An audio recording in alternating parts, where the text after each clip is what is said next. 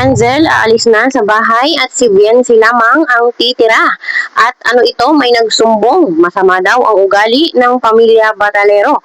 Ang buong detalye, sabay-sabay po nating alamin at pag-usapan ngayong araw. At yun na nga po mga kalingap, meron nga daw pong nagsumbong at nag-post sa Facebook at sinasabi na masama nga daw po ang ugali ng pamilya Batalero. Sinasabi na madamot daw po kuno sa pagkain sa halip na ipamigay o ibigay sa iba, sa kapitbahay o sa kamag-anak ay itinatapon lamang daw po sa dagat. Mahirap pagka nagdadamot sa pagkain. Ano po?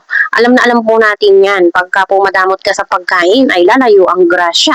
No? Mas mabuti na i-share mo dahil pagkain lang yan. Itatai mo lang yan. Sabi pa nga daw po nang nag-post ay pag daw may pumupunta ang vlogger doon sa bahay nila at nagbibigay ng pagkain ay hindi daw po talaga nagbibigay. Sa halip na i-share ay itinatapon lang sa dagat. Sobra naman daw yung pagkain pero hindi nga daw po nag-share. Ang gawa daw ko kuno ng kusina, yung dalawang sako na semento, nakuha ng karpentero. Ang sabi daw ni Kuya Bal, bayaran nyo yan. Iyon nga idinagdag na doon sa pagpagawa ng kwarto. Anong problema nga kung iyang lintik na semento na yan ay nagamit dyan sa kwarto? Magalit kung iyan sa ibang bahay ginamit. Eh, dyan din naman ginamit sa bahay nyo. Pang-isumbat sa amin yung simintong isa Kaya nga. o dalawang siminto ba? 560 lang ang inyong ambat. Oh, ang sementong iyon, para daw doon sa sponsor na Leo D. Ay, siya daw ang gumastos nun. So, 560 ang semento. Iyon lang yung ambag doon sa kwarto. Tapos, kalandakan.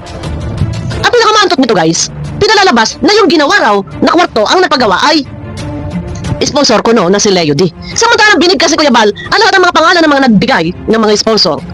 Wala naman doon Leo D. Ngayon ay pagsisigawan, ipinangangalandakan na ang nagpagawa ng kwarto ay yung Leo D. Nakakahiya. Ayun, ako naman, hindi na natapos-tapos ang issue dito nga po sa pamilya Batalero. Ngayon naman, pati semento, no, ay issue. Wala na talagang katahimikan, puro gulo, puro issue. Naku naman, ano, nakakatulog pa kaya ang pamilya Batalero, no? Si Biancy kaya ay okay pa kaya? Talagang ang hirap po ng ganito, no? Palagi na lang pinag-uusapan, palagi na lang naitatapik. Minsan ay nakakaramdam din naman ako ng awa sa pamilya Batalero dahil nga po sa pinagdadaanan nila ngayon. Pero dahil nga po sa kagagawan din nila, no, kung hindi sila nagpapara-para comment sa mga live sa ibang vlogger, edi sana hindi magulo, no? Hindi sana ganito yung nangyayari sa kanila ngayon na puro issue, puro gulo, wala ng katahimikan, wala ng kapayapaan. Mabuti na nga lang po at si Biancy ay hindi na nagpo-post sa Facebook or kahit sa TikTok, talagang naglaylo siya. Tumahimik na siya pero ngayon naman ang kanyang nanay naman, si Nanay Hansel naman, ang hindi mapakali at panay ang comment. No, kung legit man to o fake ay talagang nakakarindi, no? Nakakaawa din naman at minsan nakakainis, halo-halo ng emosyon. At yun nga po mga kalingap, mas mainam talaga na bayaran ni Kuya Val yung semento na nagamit para nga po doon sa kwarto ni Biancy para po walang masabi, para po hindi na lumaot pa.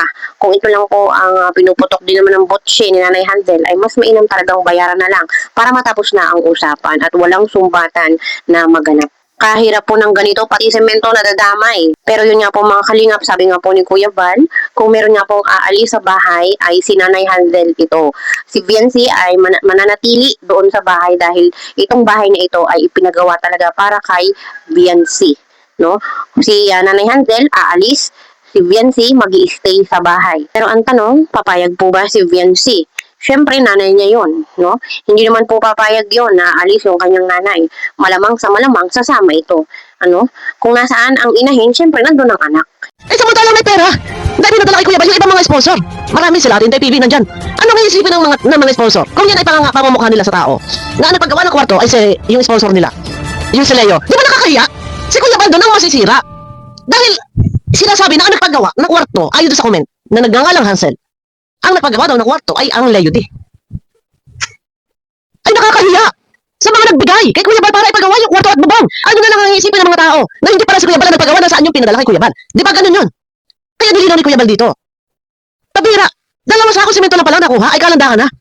Ngayon, kung hindi si Kuya Bal magsasalita, masisira siya. Kaya yung kay Kuya Bal kaya nakapagsalita pag nilinaw. Ang nakuha lamang na semento ay 2 sako. Kaya kuya, yung semento na yan, ibalik mo. Bayaran mo, ihatid mo doon sa tarangkahan nila. Ito pa. Pumunta si Kuya Bal doon. Nakita ni Kuya Bal naglalakad daw. Ito, totoo na to, ha? Kasi yung sa mga comment, hindi pa tayo sure doon. Pero, nakita rin ni Kuya Bal na naglalakad itong si Madir. Aba, nakita na nagpapark si Kuya. Bigla raw bumalik. pauwi. Sana, papunta sa bahay niya. Nakita si Kuya Bal, biglang bumalik. Umiiwas, bakit? Hindi ba sabi nyo? Gusto nyo sana mag-usap-usap para matapos ng lahat ng problema. Bakit ka umiiwas? Sa kabila na lahat ng mga effort ng kalingap na mag-amang matubak. Ganun na lang, umiiwas, ayaw yung makipag-usap. Dapat makikipag-usap kayo. Kayo din umiiwas pala kayo eh. O, tuloy. Sinumat niyo ba sa akin yung simento na yun? Yun nga eh. Yung pagod ko po, balik. Yun na nga. Yung inulong ko po dyan sa inyo, Wala pa, parang 150,000. walang halaga. Parang parang pinahalagaan pa.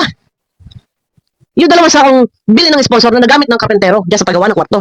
Yun talaga yung parang gusto niya ipamukha sa mga tao na nagpagawa ng kwarto, di umano ay yung Leo D. So, wala, hindi man lang na-credit sa'yo.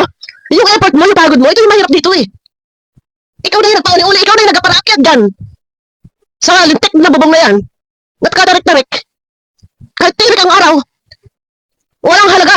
Oh, grabe. Ano ba yan, Hansel? Pagpapaliwanag ko lang po sa inyo. Mm. Paglilinaw ko lang po. Okay. Walang halong kanunumbat. Okay, totoo yan. Based lang po doon sa Comment. kuminto nito. Kuya, kailangan mo talagang mag-explain, kailangan mo magpaliwanag kasi yung sinasabi na nagpagawa raw ng kwarto ay ang sponsor. Alam nyo, kung malalaman ng mga sponsor na nagbigay sa iyo ng tulong yung mga binanggit mong pangalan, ano na lang iisipin nila? Ganun pala. Hindi pala si Kuya Bal ang nagpagawa noon, si Leo D. Ayaw kay sa nagngangalang Hansel, Leo D ang nagpagawa, ay nagbigay kami kay Kuya Bal. So doon papasok, yung naghahanapan ka. Kaya kailangan mo magpaliwanag. Kailangan mo magbigay ng paglilinaw. Ngayon, nalaman na ang nakuha mo lang pala, na simento do, 2 sako, ang nagamit ng karpentero. Tapos kalandakan, para bang yung kwarto, na-credit dito kay sponsor. Ayun naman pala, 2 sako lang pala nakuha doon sa simento. Pambira, oh. Nanariyak sila. Ano sabihin nila sa akin? Mm. Yan pala si Papa Bal ninyo. Ayun, Scammer. ayun, May mga sponsor pala. ayun. Tapos yung simento ninyo, tutumitin. Di ba? Ay, sila ako. Kaya kailangan mo paliwanag. So, kailangan ko mapaliwanag. Totoo! Hansel. Yan yung pinupunto. Kailangan mo magpapaliwanag. Dito wala sa panunumbat. Kailangan lang bigyan ng linaw based doon sa comment na pinalalabas na ang gawa ng kwarto ay ang kuno, Leo D. Ayun naman pala, 2 semento lang ang nagamit ninyo. O ibalik mo na lang yung semento. At baka maging utang na loob mo pa yan. Di ba? Tuloy.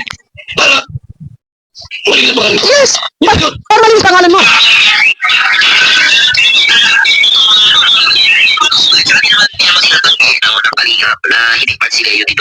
Teka, ikukulit ko lang kay Boss Marzano. Hindi part hindi natin ito pwedeng sabihin na part doon si Leo D sa kwarto na pinagawa. Yung nagamit doon, 2 semento, ang sabi ni Kuya Bal, doon sa karpentero, babayaran nyo yan, babayaran yan. So, hindi totally talagang, yung nagamit na 2 sakong semento, hindi talaga yan, nakalaan para sa kwarto, babayaran yan. Nabanggit naman yan ni Kuya Bal. Pero ito, sabi ni Boss Marzano, hindi naman sa inaalisan ng pangalan si Leo dito sa kwarto. Ini-correct ni Boss Marzano, ini-correct na paglilinaw na ganun nga, na kumbaga, wala talaga dyan ang bag si Leo sa kwartong pinapagawa.